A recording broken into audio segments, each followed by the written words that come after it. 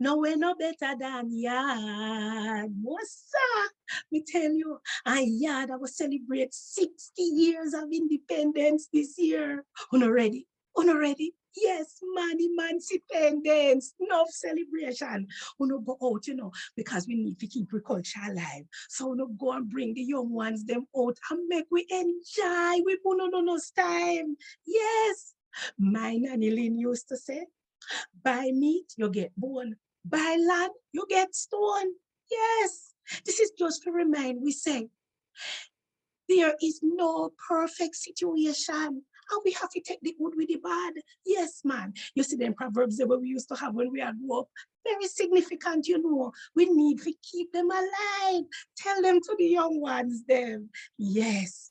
And even the facts. We said there's so many important facts about the little country. That little country, island country. Yes, man.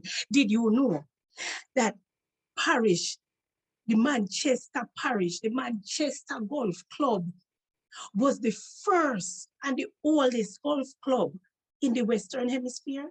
Yes, from 1865, I tell you. Big up to Manchester, all our Manchesterians. Yes, me is one of them. Very proud to be. Yes, but these are little things, little nuggets that we need to keep alive. Can you imagine? Little Manchester up in the hills, well, I can understand. It is so cool up there that there is where we had the first golf club, 1865. Yes, man. Take it in with proverbs, with facts. Keep the culture alive. Dr. Sue says so. So, what good? And stay hip you here, humble, intentional, and prepared. Yes, man. I am Dr. Sue, and I am a cultural ambassador. Me here to help keep we culture alive. Follow me. Follow me on my website, drsueandyou.com. That's the letter U, DRSUEAND, the letter U.com.